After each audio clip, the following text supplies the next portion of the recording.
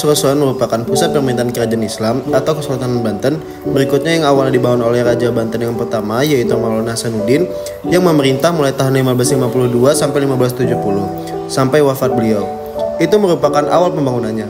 Kemudian, keraton ini mengalami perubahan dan pembangunan ulang secara total akibat perang saudara yang berkecamuk di Banten antara Sultan Ageng Tirtayasa dengan putranya yang bernama Sultan Haji, sehingga keraton hancur pada tahun 1683. Keraton Surosoan dibangun kembali oleh Sultan Haji dengan konsep dan desain yang berbeda dengan menggunakan desain Jawa ke Eropa.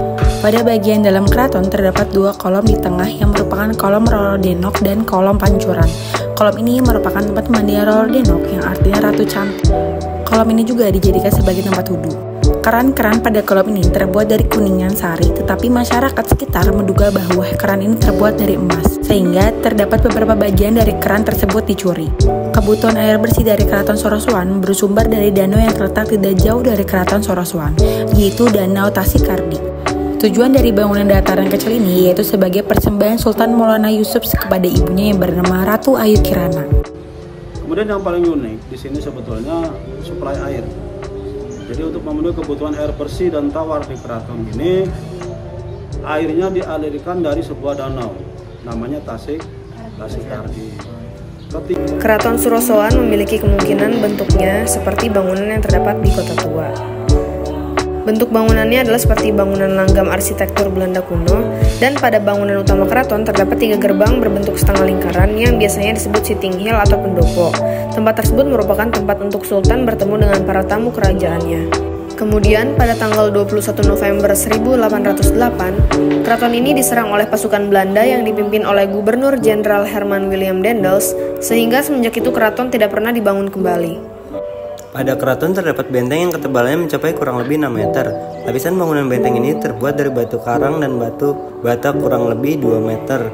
Dan pada bagian tengahnya diisi dengan pasir agar dapat memperkuat fondasi. Pada bagian depan sebelah kiri keraton terdapat bangunan yang bernama Sri Manganti. Ruang ini merupakan ruang tunggu tamu sebelum bertemu dengan sultan. Pada bagian sekitar keraton terdapat batu gilang yang terbuat dari batu andesit.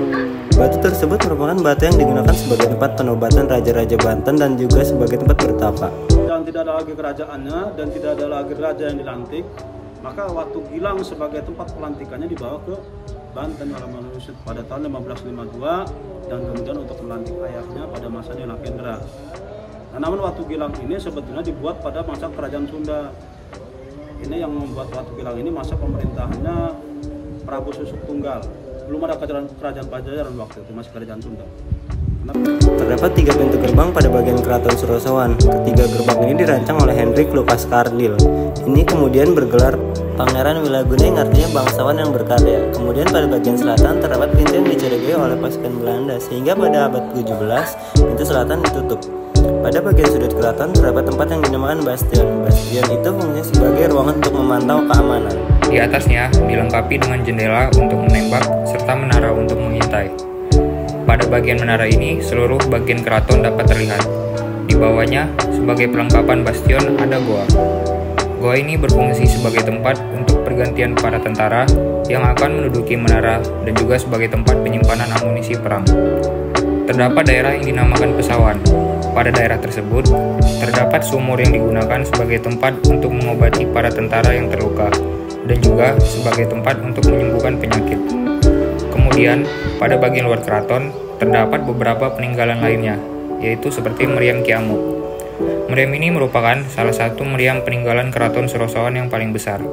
Meriam Kiamuk memiliki ciri khas adanya 3 inskripsi tulisan Arab pada punggungnya, serta memiliki hiasan matahari pada permukaan moncongnya, dan juga hiasan motif tumpal dengan bentuk dasar bidang segitiga.